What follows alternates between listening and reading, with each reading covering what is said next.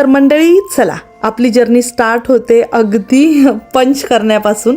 So बऱ्याच वेळा असं होतं की इथे जपानमध्ये एक तर तुम्ही तिकीट काढू शकता किंवा इकोका पासिओ असे भरपूर कार्ड आहेत, ते तुम्हाला असतील तर इझी पडतं म्हणजे जाणं, एकदाच पैसे टाकून ठेवायचे. या ठिकाणी मी मुद्दाम ट्रेनचा व्हिडिओ दाखवते कारण जपानच्या ट्रेन अमेझिंग आहेत. सो ही जी दिसते ही आहे हानशिन लाईन. मी ज्या ठिकाणी राहते तिथे हानशिन लाईन खूप मेन आहे आणि ती मला खूप इझी पडते बऱ्याच ठिकाणी जायला. सो त्यामुळे मुद्दाम मी दाखवलं आहे. तुम्ही यामध्ये फक्त ट्रेन बघू नका, ट्रेनमधलं आतमधल्या गोष्टी किती क्लीन आहे, कसे सीट्स आहेत किंवा ह्या सगळ्या गोष्टी तुम्ही बघू शकता. आणि हो, या ठिकाणी मला तुम्हाला दाखवता येतंही की नाही मी एकदा जस्ट चेक करते. सो मी खूप दमलेले त्यामुळे झोपून गेलेले मी जरा वेळ, कारण नाही म्हटलं तरी 1 तासाभराचा आमचा प्रवास होता. सो छान वाटलं आणि सकाळी अगदी लवकर निघालो होतो. सो तुम्हाला आजूबाजूच्या गोष्टी पण पाहायला मिळतील.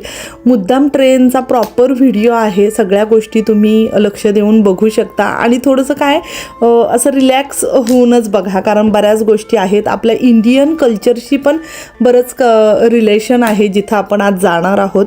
सो तुम्हाला जर काही प्रश्न असतील तर तुम्ही कमेंट सेक्शनमध्ये पण विचारू शकता. थांबा एकच मिनिट, आता आपण थोडंसं पुढे जाऊयात.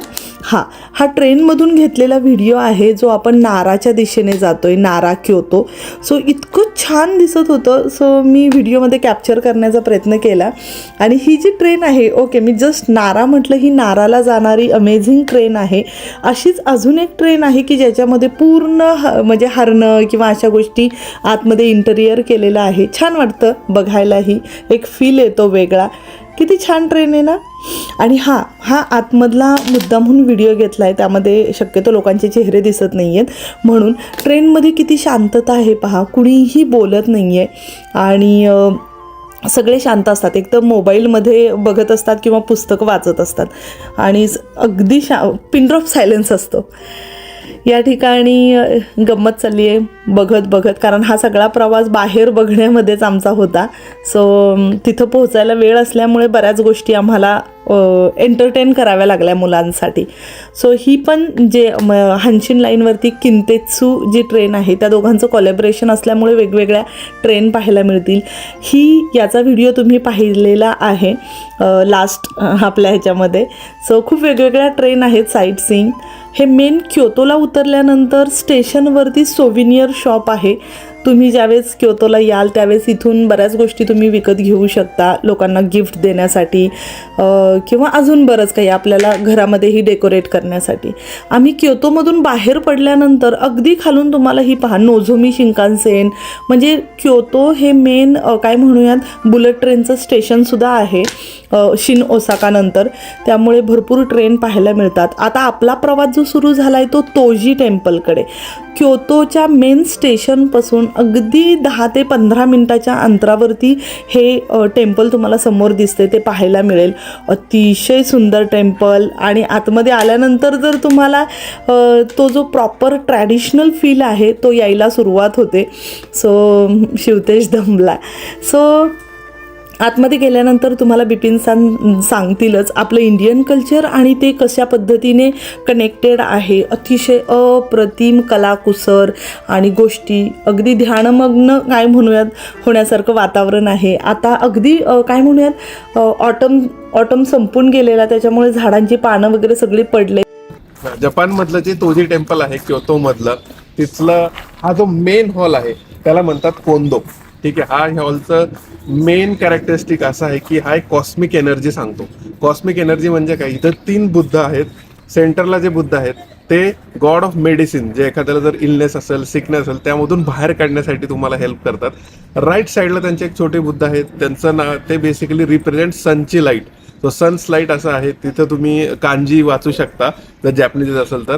आणि लेफ्ट साईडला जे आहेत ते आहे मूनची लाईट. सो असं म्हणतात की मूनची आणि सनची ही जी लाईट आहे, that both light help you to get out of darkness. तो म्हणजे तुम्हाला अंधारातून बाहेर काढण्यासाठी, अंधारातून प्रकाशात जाण्यासाठी, तिमिरातूनही जसं आपल्या ज्ञानेश्वरीमध्ये म्हणलेलं आहे तेच श्लोक मला इथं आठवतात. सर तो एक रिप्रेझेंटेशन इथं आहे. आणि मला असं वाटतं एक स्पिरिच्युअल महत्त्व जर तुम्ही म्हणाल, जे माझ्या पॉईंट ऑफ व्ह्यू मला असं वाटतं की आपल्या माणसाच्या शरीरामध्ये 2 नाड्या असतात, इडा आणि पिंगला, सूर्य आणि चंद्र. तर ह्या दोन्ही नाड्यांचा जेव्हा परफेक्ट बॅलन्स होतो आणि सेंटरमध्ये तुमची कुंडलिनी जेव्हा जागृत होते, तेव्हाच तुम्हाला एनलाइटमेंट मिळते असं आपण म्हणतात. कुंडलिनी जागृत होते असं म्हणतात. तर तेच एक फिनॉमेना किंवा एक मेटाफर म्हणून हे कोंदो हॉल रिप्रेझेंट करतोय का, असं मला वाटतं. मंडळी, तुम्हाला काय वाटतं याबद्दल नक्की कमेंट बॉक्समध्ये सांगा.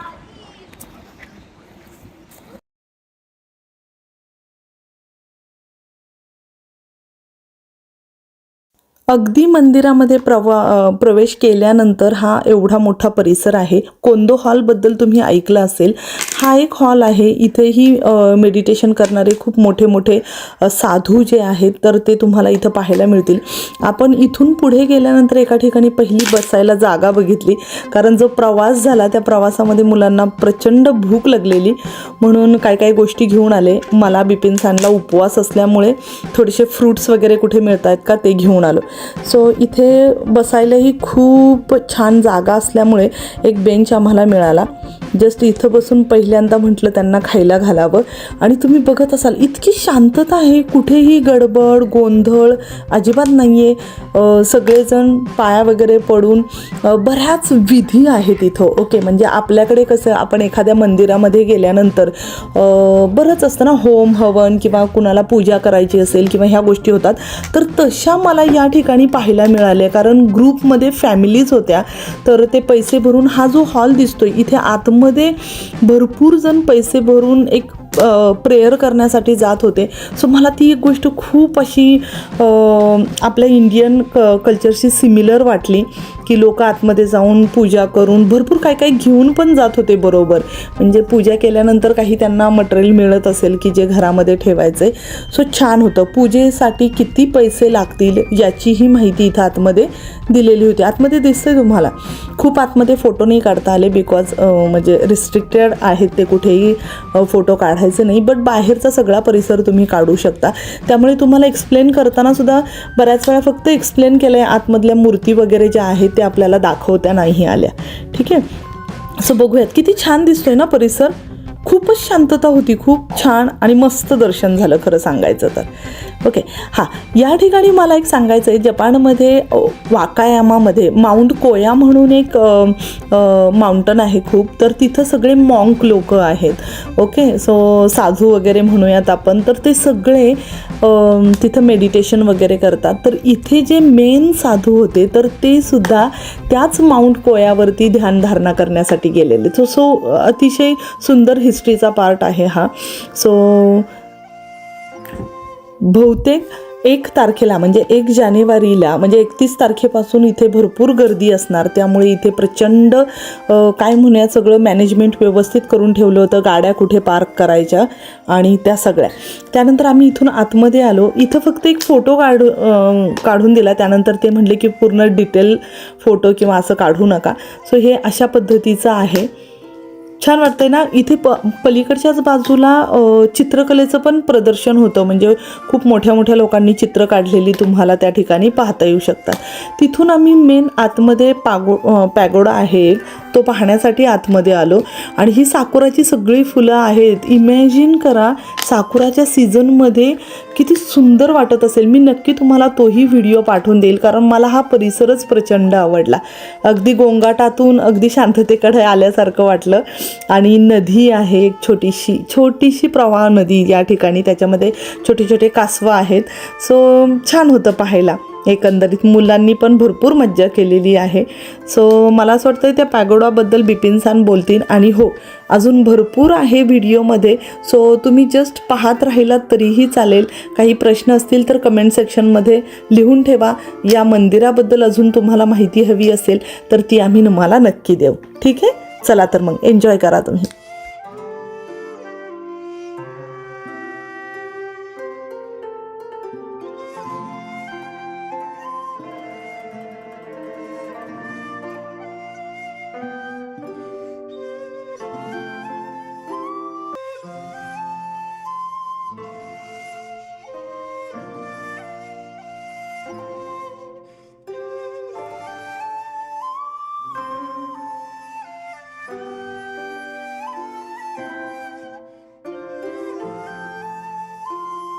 परत मंडळी आज आपण आलेलो आहोत तोजी, हे क्योतोमधलं खूप फेमस टेम्पल आहे, तिथं आलेलो आहोत. हे वर्ल्ड हेरिटेज आहे ॲक्च्युली. आणि तसं पाहिलं तर एक हिडन स्पॉट आहे. जनरल लोक किंग काकुजी या ठिकाणी जे गोल्डन टेम्पल, सिल्वर टेम्पल येतात, बट हे टेम्पलसुद्धा तेवढंच महत्त्वाचं आहे असं मी म्हणाल. कारण काय, ह्या टेम्पलचे खूप खासियत आहे, खूप त्याला आध्यात्मिक महत्त्व आहे. बुद्धिस्ट धर्माचं खूप एक वेगळ्या प्रकारचं महत्त्व आहे. आणि इथं जो 5 स्टोरी पगोडा हा जो दिसतोय तुम्हाला इथे, तर त्याचं एक वैशिष्ट्य मी तुम्हाला सांगेल. हा आहे जवळजवळ 55 मीटर, म्हणजे एक 187 फीट, आणि 1644 साली हा बिल्ड केलेला आहे.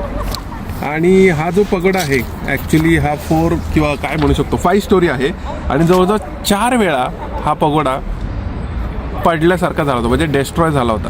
आता तुम्हाला वाटेल जपानमध्ये खूप भूकंप होतात त्यामुळे डेस्ट्रॉय झाला असेल, किंवा वॉरमुळे डेस्ट्रॉय झाला असेल, तर हे अजिबात कारण नाही आहे त्याच्यामागे कारण आहे वीज चमकणे. त्या विजेचे चमकली त्यामुळे तो डेस्ट्रॉय झाला, त्यावरती वीज आदळली होती त्यामुळे.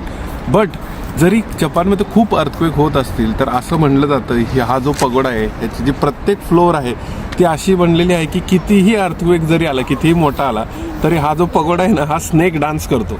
म्हणजे पहिला फ्लोअर डावीकडे जाईल, उजवीकडे जाईल असं. सो अशा पद्धतीने तो डान्स करत असतो. आणि त्यामुळे त्याला असं स्नेक डान्स असं याच्यामध्ये लिहिलेलं आहे. तोजी टेम्पलचं जे गाईडबुक आहे त्याच्यामध्ये लिहिलेलं आहे. आणि जनरली या पगोड्याच्या आतमध्ये तुम्ही जाऊ नाही शकत. साईडमधूनच तुम्ही साईडनी बघू शकता एक्झॅक्टली कसं दिसतंय. आणि ह्याच्या ग्राउंड लेवलला दिसत नाही की दाखवलं आहे बुद्धाचे स्टॅच्यू.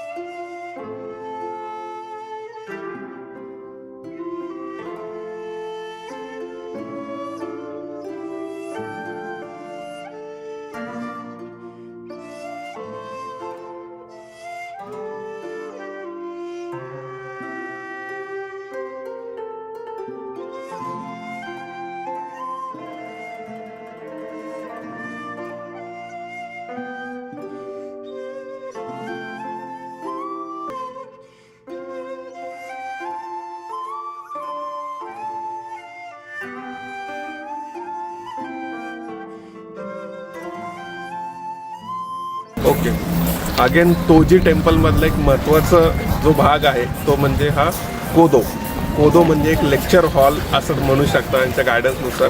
आणि ह्या हॉलची खासियत अशी आहे मंडळी, ह्याच्या आतमध्ये 21 बुद्धाचे स्टॅच्यू आहेत. ॲक्च्युली खूप वेगवेगळ्या मूर्ती आहेत मी म्हणेल, आणि खूप इंटरेस्टिंग मूर्ती आहेत. काही भीतीदायक पण आहेत, काही खूप चांगल्या पण आहेत. सो त्याच्यामध्ये त्यांनी असं मेन सांगितलं की जो मेन गॉड आहे म्हणजे बुद्ध आहे, ज्यांना एनलाइटमेंट मिळालेली आहे ते सेंटरला आहेत, त्यांना प्रोटेक्शन करण्यासाठी तिथे अजून एक गॉड आहे, लॉर्ड ऑफ विजडम, म्हणजे जो खूप हुशार आहे. आणि दुसरा एक तिथं गॉड आहे म्योसो असं म्हणतात, त्याचं नाव आहे विजडम. आणि एक आहे बोधिसत्व, म्हणजे जे एनलाइटमेंटमुळे लोकांना फायदा व्हावा ह्याच्यासाठी जो प्रयत्न करणार आहेत. असे 3 गॉड आहेत आणि ह्या तिघांना प्रोटेक्शन देण्यासाठी वेगवेगळे तिथं सैनिक आहेत.